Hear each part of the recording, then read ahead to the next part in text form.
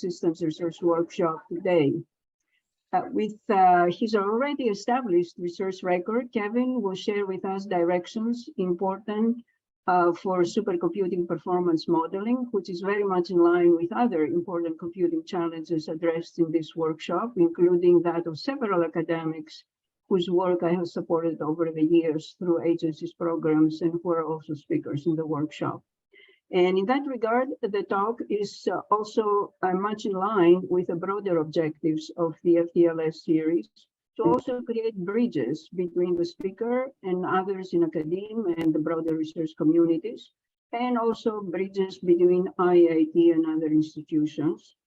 And, you know, it fully realizes my intent of the FDLS lecture series, which I support as my gratitude for the opportunities that IIT gave me and opened for me when I came to IIT as a foreign graduate student, including my thesis work at Argonne National Lab. And also, I want to take this opportunity to thank Professor Ziling Lang, who is chairing the committee for the lecture series. And thank you, Lance, for the kind introduction of me. And with that, Kevin, I look forward to your presentation. Thank you for that wonderful introduction. And thank you, Lance, Ziling, and the entire team for coordinating this and facilitating my presentation remotely. I will now share my slides. Please let me know if you can see them. Yeah, it looks it's very always wonderful. Thank you. Today, I want to talk about an area that really interests me and that's been paying the bills for a few years, simulating high performance computing. And I want to touch on the good, the bad, and the opportunities.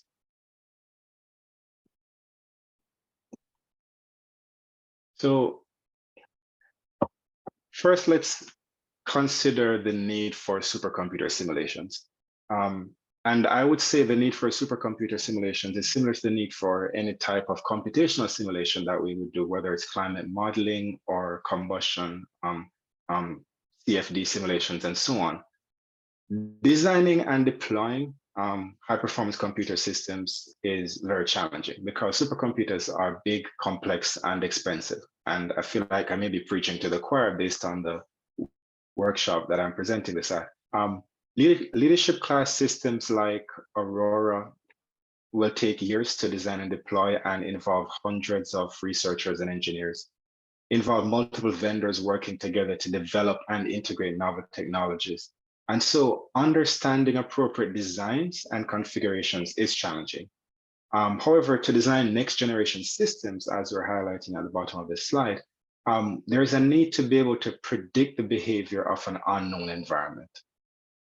And so that's why modeling and simulation of HPC systems becomes necessary, because ModSim helps us to navigate complexities and guide decision-making. So for existing systems like Polaris shown here on the left, it will provide tuning and optimization guidance. You know, how do we change what we have so it works better? For systems that we're currently deploying like Aurora, we can simulate different things to get deployment configuration guidance. You know, how should we best tune it for the workload it's going to be using? And for next generation systems that we haven't designed yet, you know, what the post-Aurora system, it allows us to do design space explorations. You know, like how do we build the networks? What sort of capabilities will we need for the future workloads and the future of science that will be solved by these systems? So modeling and simulation of HPC systems is as necessary in our field as it is in any other fields. So one of the phrases that I remembered from the last SC was the network is a supercomputer. This was being touted, I think, by Jack Delgara, spoke it in his ACM Turing lecture, and I think Thorsten Hoffler said it in one of his lectures as well. And so I went and I Googled the phrase, and I came across a network is the computer, which is a phrase coined by Sun Microsystems in the 1980s. And from what I understood about this phrase, it was trying to capture the idea that your computer, the interface you use, is just a terminal to a network of larger systems and resources where the actual productive work can be done. So the real computer is out there on the network. And I think based on the spirit of this phrase, the network is a supercomputer, is really true for our systems and what we do. And so that's a part of the reason why when I'm simulating supercomputing system, or most of the simulation work we do for HPC systems focus on simulating the network and network activities. In this illustration here from the HPC we're showing an exploded view of the Cray Shasta cabinet. And if you've never seen a supercomputer up in person, come visit us at Argonne and we can take you on a tour of the ALCF facility. So here is showing basically how the cabinets will look in the new Aurora system and Frontier being deployed at OLCF. So I've noted the compute nodes at the front, which contain the processors, memory, GPUs, and on the back, the network switches. Now, most of the time when folks are talking about the new systems and how fast they are, they'll show you the compute nodes and the blades and all the CPUs and GPUs, and that's really important. But of course, I'm really focused on the network and, like, how do we understand it and how do we make it better? Because when we look at parallel computing at scale, the network is the backbone of the HPC system, not just because in the illustration here, it's in the back of the rack, but because if you're thinking of even climate modeling, what we do in parallel computing is we partition our problem into multiple parts, and then the problem is distributed across the system and processed in parallel. So this distribution requires the network. And then the network is also used to exchange data amongst the nodes and facilitate the execution coordination. And unless you have an embarrassingly parallel application or workload, which is not usually the case for us, then the network is a crucial part of the performance of our system and of our workload. So how do we even model such a complex environment? And most of you will know, like at the back of your hand, how complex these systems can be. We use parallel discrete event simulations. And parallel discrete event simulations allow us to model important events in the environment. Unlike trying to simulate every single event and every single behavior in a physical system, we try to focus on the events that capture the salient properties of the environment in a way that we want to see. So for example, in trying to model a simple 2-switch network with 4 compute nodes here and data being transferred from node A to node D, we will create event-driven models that capture the salient activities that occur on the network. So for example, packets being sent from the node, packets arriving at the switch, and packets being sent from the switch would be different events we want to capture and when they happen, and how much data we're actually trying to move across the system. And in doing this, just simulating these salient features of network activities, we can predict network and workload performance. And of course, there are a lot more complexities to doing this to actually get accurate predictions, but this is essentially what we're doing. And the way we're designing the models will eventually, or will undoubtedly depend on the type of study being done. So for example, how fine grain we want to simulate the switches will define like what sort of phenomena we can observe or we can study in our network. Now, here on the right, I'm just showing a simple table of the different events that may be happening on different switches in our system. And parallel discrete event simulations, because it's parallelized, allow us, like climate modeling, to partition our problem into multiple parts and then separate those parts along different processes and distribute them across the system so that we can execute things in parallel to both utilize all the resources across the system, as well as speed up the computation that needs to happen to predict the behaviors of these systems. So again, parallel discrete event simulations allow us to model important events in our environment so we can better understand the behavior of these systems. Now, simulating real-world environments, however, it's of course more difficult, as I said, because we're looking at distributed and tightly coupled components at extreme scale.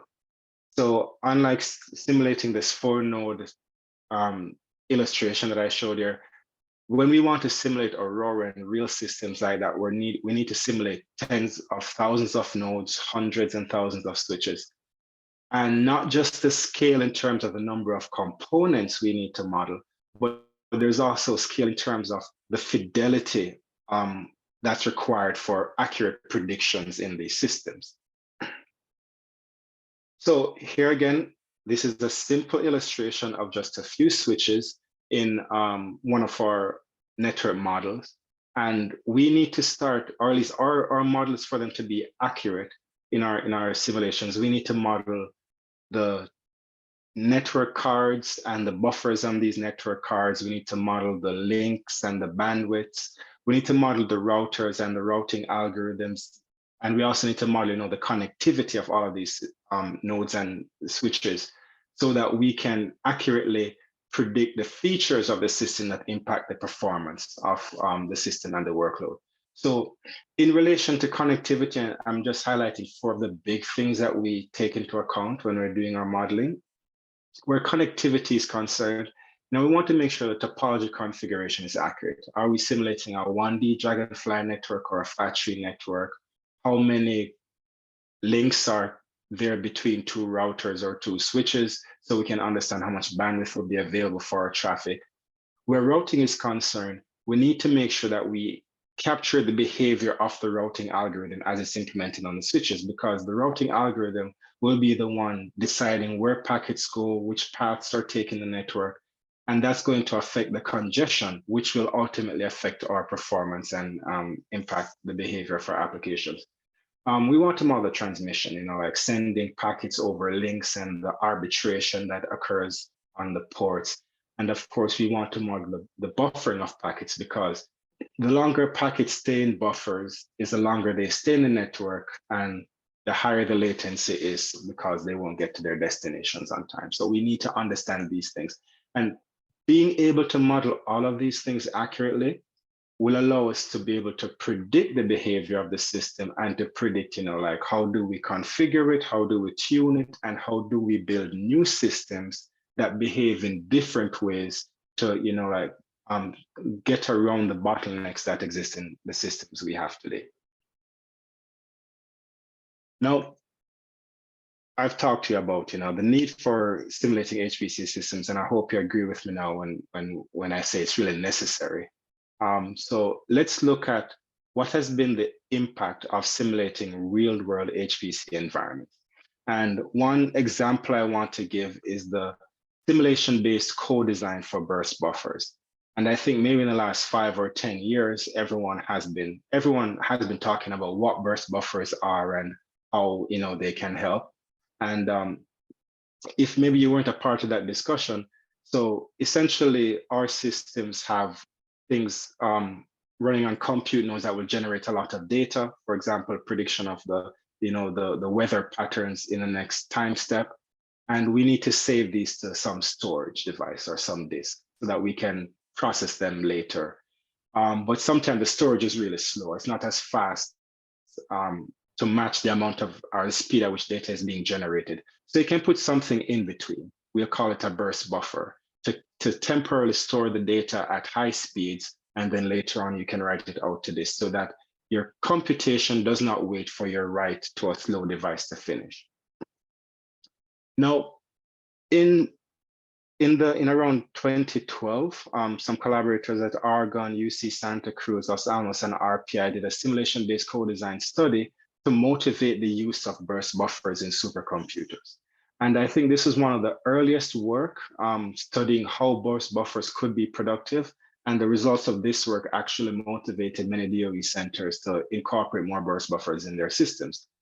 So the illustration here shows an overview of IBM BlueGP, the Intrepid Compute Environment Storage Services, and proposed burst buffers at Argonne. So we're illustrating the compute nodes, the IO nodes, file servers, and enterprise storage.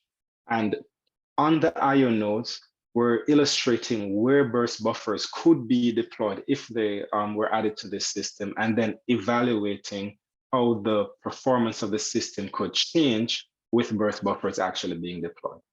Now, what was good about this study is that they used metrics or measurements from real application workload on the systems, and they modeled the actual system and then changed the model of the system to add burst buffers to say, if we have a real system with burst buffers running real workloads, this is the actual type of performance you can expect.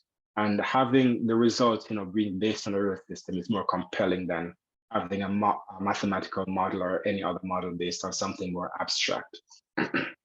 Sorry. So this diagram, I don't usually like to say this, but you don't need to understand all of it, but it's essentially illustrating some of the salient events that happen when we're writing or reading IO file system data on a system. So the handshake, the sending of the data is arriving. So essentially, again, similar to the diagram I had shown before with the network traffic, we're just capturing the salient events that happen in the system so that we can model the behavior of the overall system to understand, how we should configure it and how we should redeploy. And if you want more information, feel free to check out the paper that was published in MSSD.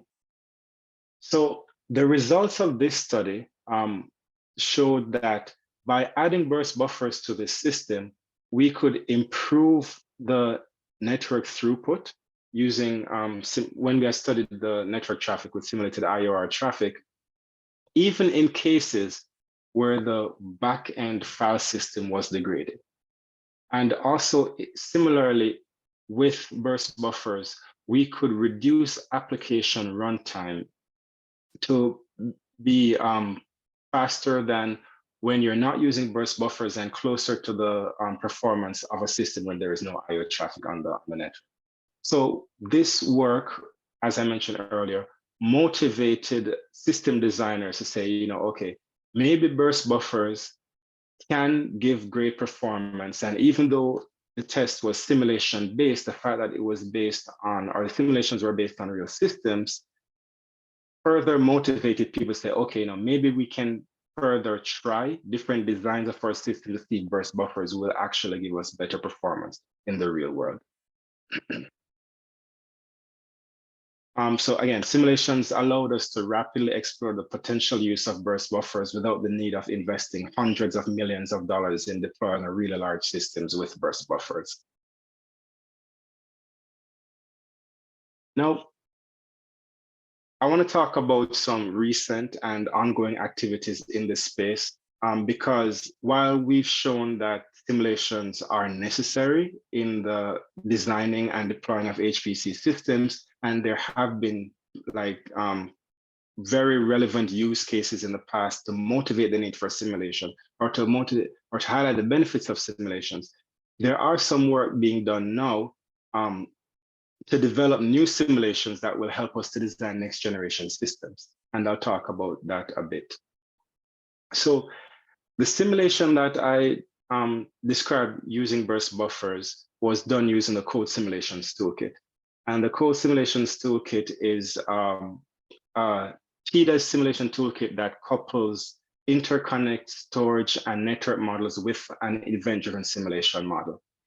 It was developed in collaboration with RPI, Argonne, and currently there are active collaborations with different national labs and different universities. It's targeted for flexible, large-scale simulations instead of cycle accuracy, because we want to essentially be able to study what-if scenarios very efficiently instead of getting very precise and accurate predictions about specific behaviors of components. And the simulation engines and models are under active development. So it is very plug and play. You can develop new burst buffer models or disk models. It has different network models to enable simulating different types of architectures. And because we always want to ensure, we are simulating things that can exist in the real world, we allow different workload generators. So you can generate synthetic workload, you can pull your application traces and say, you know, what if I was running my application on Polaris instead of Aurora, or not on Aurora, but the next generation system that comes after. And you can write online workloads. So instead of taking your application trace, which is the execution of a fixed application, you can write something which is synonymous to like a kernel of your application. And then you can run that kernel, changing the scale of it in whatever way that you want to, again, basically explore not only the system, but how your workload may change to run on that system. So codes allows us to do packet level simulations of HPC interconnect topologies, not just flow level simulations. We can do trace-driven analysis, synthetic workloads, and online workloads. It supports job placement, rank to node mapping, a lot of the important things that we know impact the behaviors of our applications. And we can support MPI collective operations. So for example, you can write a synthetic application, or you can write an online workload that uses MPI send or MPI all reduce, and that's all you have to write. And then the underlying simulation and models will break that apart into the different network activities that would happen when you actually run that on a real system to be able to simulate what would happen. So for example, you could implement different MPI all reduce or all gather approaches and evaluate them to see how they work on different systems or different network architectures or different routing configurations. Here are some of the ways that we're currently using codes. So codes is being used to explore configurations and predicting the behavior of new exascale systems like Aurora. For example, Aurora will use a slingshot network topology, which has quality of service features. And quality of service essentially allows us to prioritize different traffic so that we can say, if you're running a COVID-19 simulation to identify good treatment, medicine or good medicines for treatments, I don't want that application to be slowed down by Kevin doing some debugging. I will prioritize the COVID simulation and be able to have more predictable application behaviors. And so because that network technology has never been deployed before, we need to be able to simulate it using code so that we can understand, when we actually get the system, we are prepared, to hit the ground running and start using it immediately because we know how it will behave under different configurations. We're investigating new router technologies and advanced routing capabilities, essentially saying, for the post-Aurora system, what sort of capabilities would we want on our routers, and how will these capabilities help us with future workloads?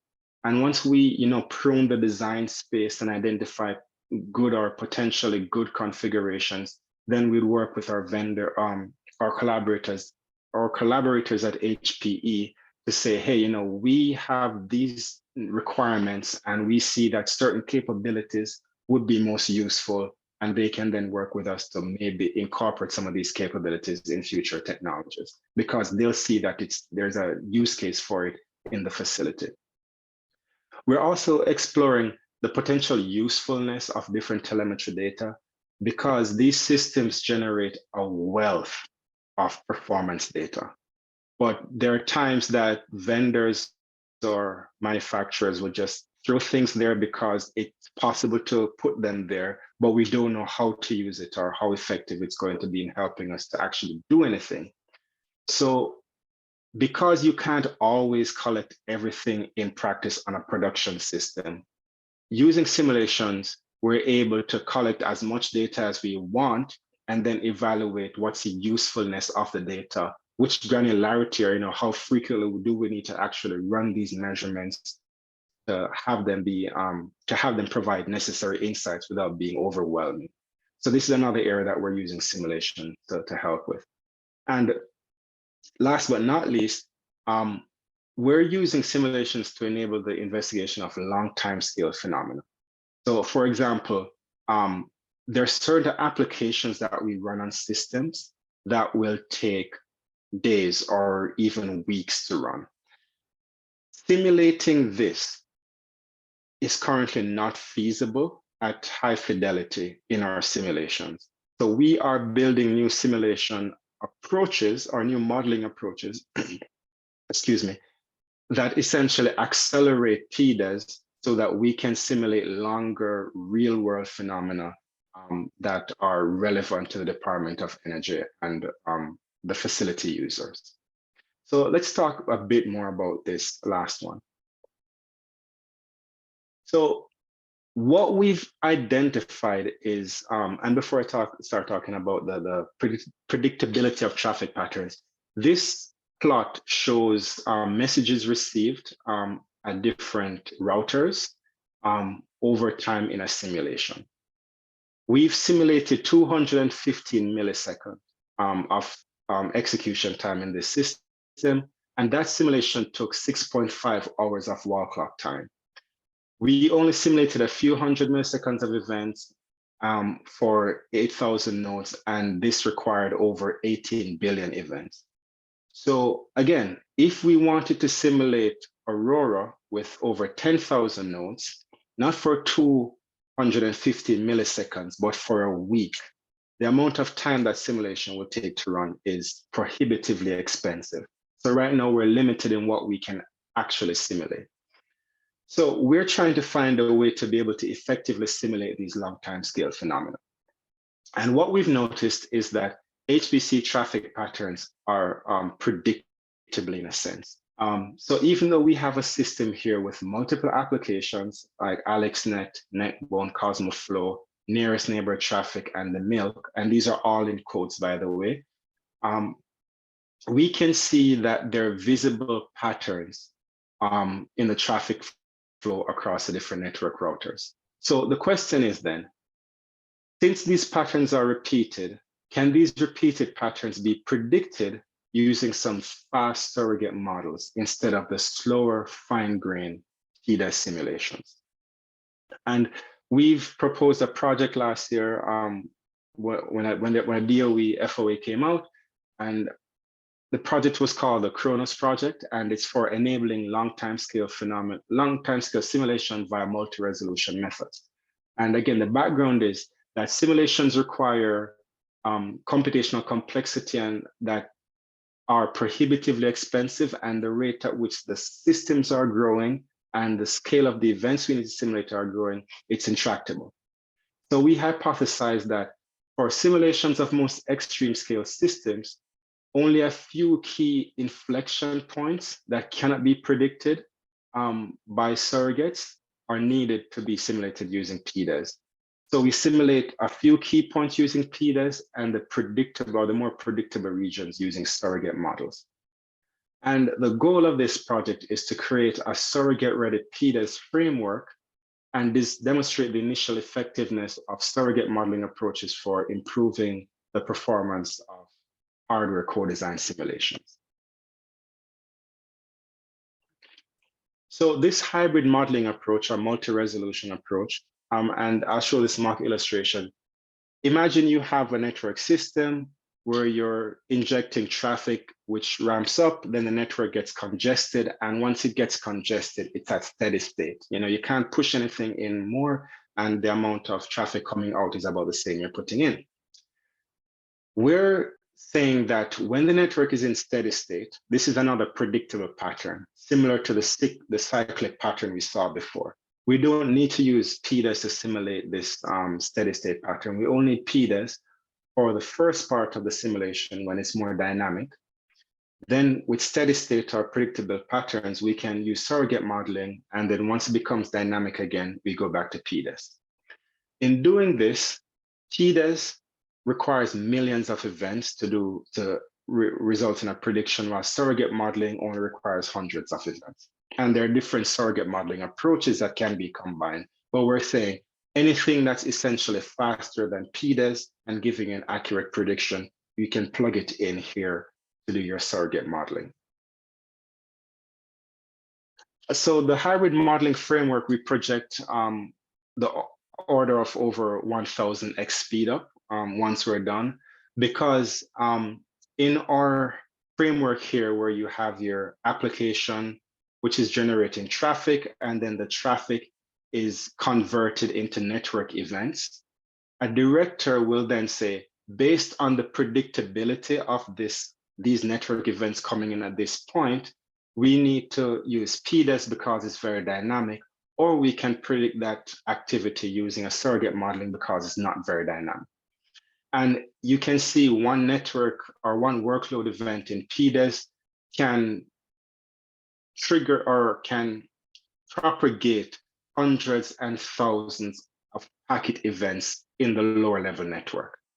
But if we don't need to simulate the entire low level network, and we all need to still predict the single event happening at the workload level, we can bypass all of these activities, which is where we can get this, or we project we'll get close to a 1000x speed up.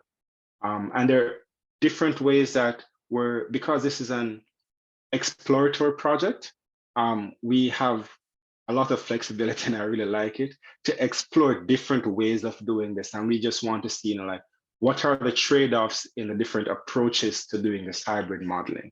Like, what sort of surrogate models can we use that would be effective? At what level should we abstract away the network? Maybe we still do packetization, but we bypass all of these link level events, or maybe we bypass all the packetization and everything that goes below and only try to predict workload events, for example. So these are some of the things that we're exploring in this project in order to get 1000x speed up and enable the prediction of long time scale events. This project started less than 6 months ago, and we have some amazing students. Professor Lan is one of our collaborators, and the students just submitted 2 short papers to our workshop, which got accepted.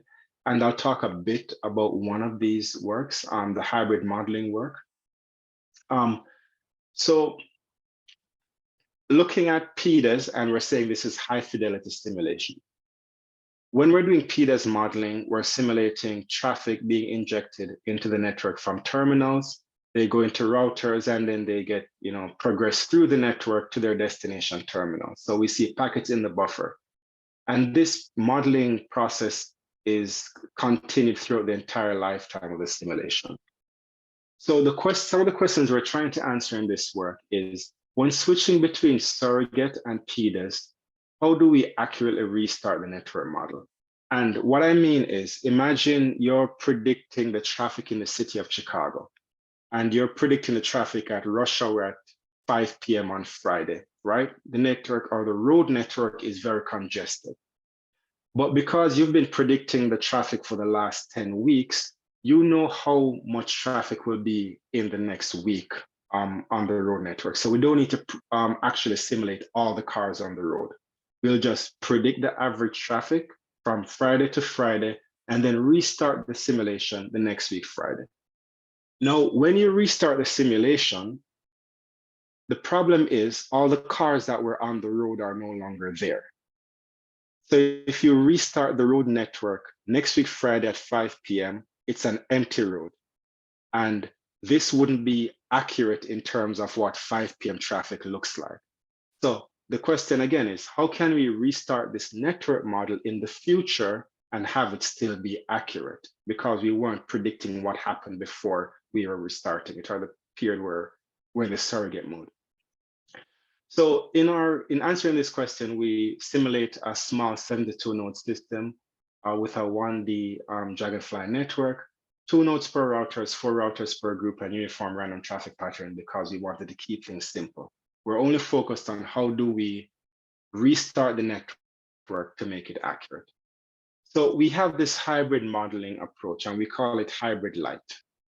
So what we do is we simulate using PDES first, and then once the traffic, we think it becomes consistent, we simulate using surrogate modeling. And in surrogate modeling, we freeze the network so nothing happens in the routers, and the traffic goes from source to destination directly. And we use a surrogate model, basically using the average latency of packets in the path X window to predict the latency of packets currently and for the future. So we're basically just using a surrogate to predict the latency of packets going forward. And the packets no longer need to traverse the network, so we don't need to generate those events. Then when the system is ramping down, as we showed earlier, it's becoming more dynamic, we need to restart PDAs. But once we restart PDAs, the network is empty. And as we described before, this is not consistent with how the network should look if we're like at the end of a congested state. So what we've proposed is, in our hybrid approach, we use old packets that were in the network from before, basically from this point when we switched, and we changed these packets into something we call zombies. So what zombies are is they're packets that occupy network buffers. They will go through the network as if they had a destination, but they will never arrive at their destination. Once they reach the end of the network, we just make them disappear. It's like, again, restarting the road network in Chicago next week, Friday at 5 p.m. You keep the cars on the network or on the road, and once they get to their destination, they just disappear. So you create congestion in the system without generating artificial traffic to the destinations. So what we then said, like, okay, let's evaluate this to see if we can resume the PDAS network model in a consistent state. And here we're showing the aggregate router port buffer occupancy for the traffic pattern. The green line and the blue line indicate high fidelity only mode, and the red line, green line is a hybrid, blue line is a high fidelity, and the red line is a hybrid light. So the blue line indicates PDAS only. The red line indicates hybrid light when the network is empty. So what we notice is, because the network is empty during the surrogate phase, the buffers become emptied, and then once we restart PDAS, the buffers have to warm up again. So this is very different from the blue line, and so not very accurate. The green line, however, we keep the network buffers the same, and we restart the network in the same way it was when we stopped it. And we see that we've successfully restarted the network in a more consistent state, which is similar to what would have happened if we never went to the surrogate model. And when we look at the actual performance of the traffic, we see that the high fidelity only performance is shown here. We're using a very simplistic surrogate model, so it doesn't predict packet latencies very well. However, once we restart the system, packet latencies in the hybrid light case when the network was emptied are much lower than what they should be in the high fidelity case. However, pre-populating our network with the hybrid case, we show that we get performances that are much more in line with the high fidelity simulations. So this motivates that we can get speed up using surrogate modeling, almost 2x speed up. And during the surrogate phase, we see a 15x speed up just for this phase alone, while still maintaining fairly accurate performance and accurate predictions from our simulation. Now, as I wrap up, some of the next steps in this work, and there are many, we're going to look at more complex workloads, not just uniform random traffic patterns, but actual application traffic with cyclic or more dynamic behaviors. We're going to look at more advanced surrogate models, looking at online training, how to integrate surrogates with PDAS in more intelligent ways. And as I said, at what level should we put the surrogate at in the PDAS framework?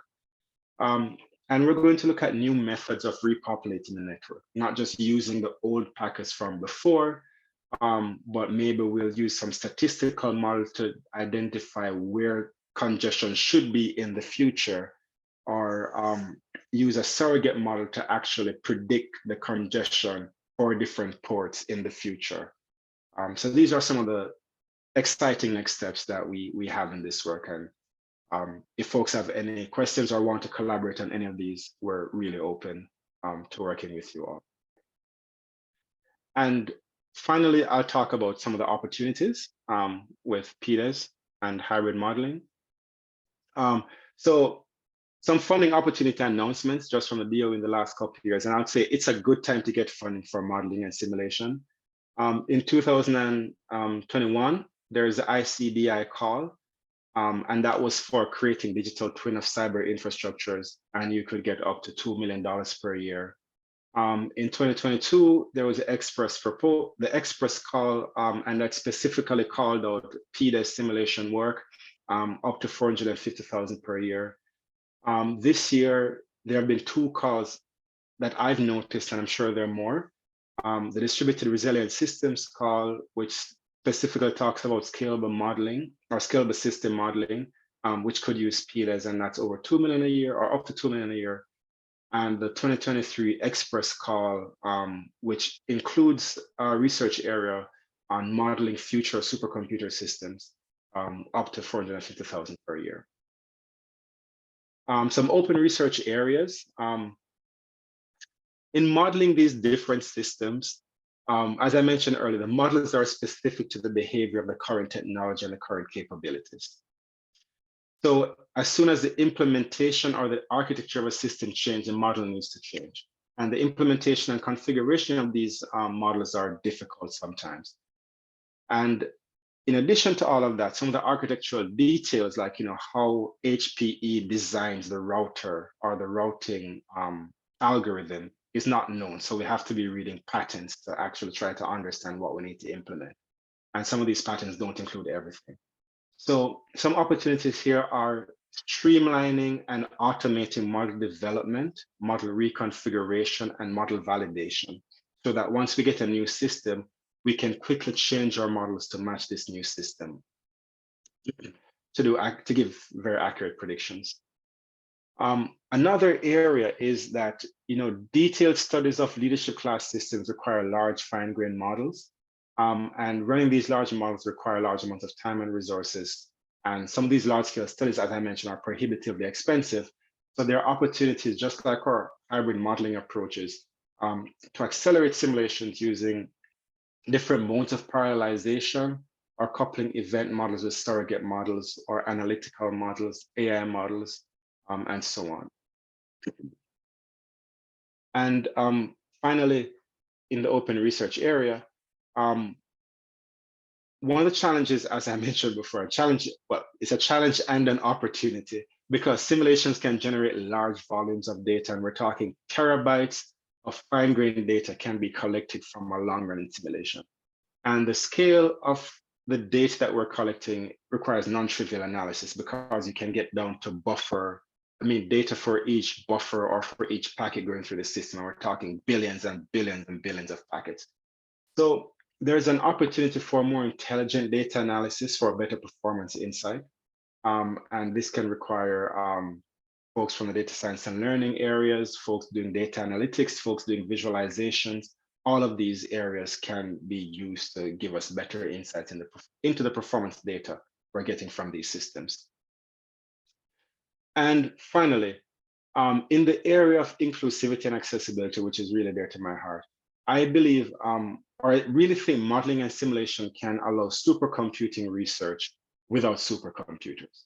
So a researcher in Jamaica, where I'm from, who does not have a supercomputer in his backyard, as I do now, they can do supercomputing research from their laptop or from running on the cloud or whatever system they have access to by just simulating a supercomputer. So they can study new technologies. They can study new infrastructure designs for building next generation systems.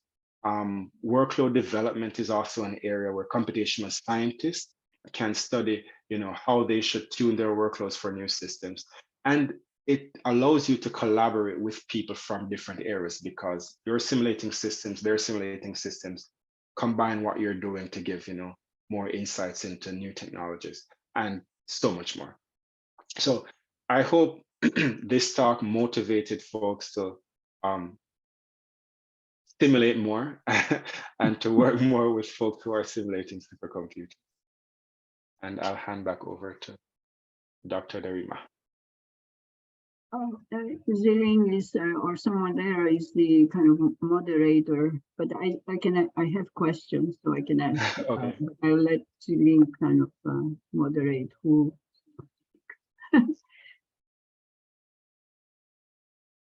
Certainly. Angeline? Well, while we're waiting for Celine, I can ask a question.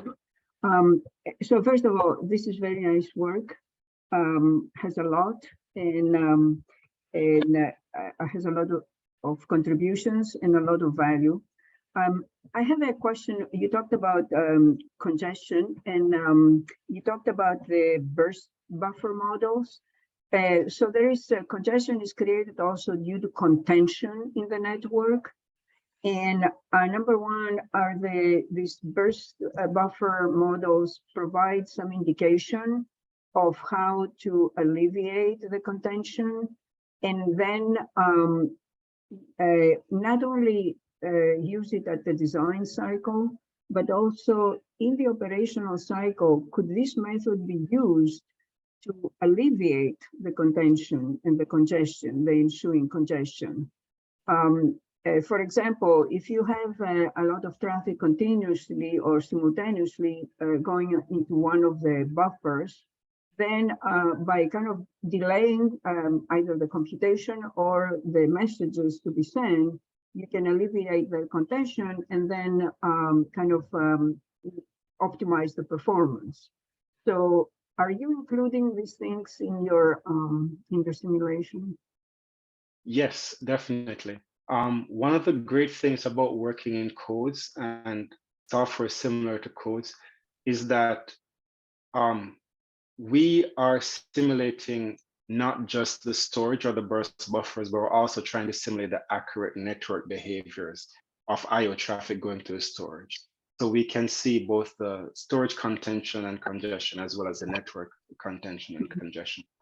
So that's definitely something that we do incorporate in our studies. And when I was in grad school, I actually did a study looking at the competition between MPI or inter-application traffic and IO traffic on the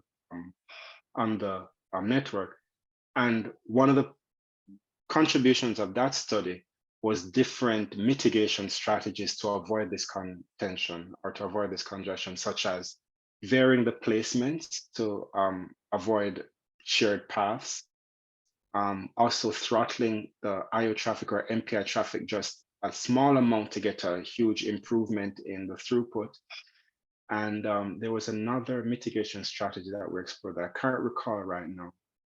But the summary is we're trying to do that. And in helping actual systems, the benefit of these simulation models, again, is when we get a system, we can then get real world data to feed back into our simulator to help us study the real systems. So we do that very actively. Very good.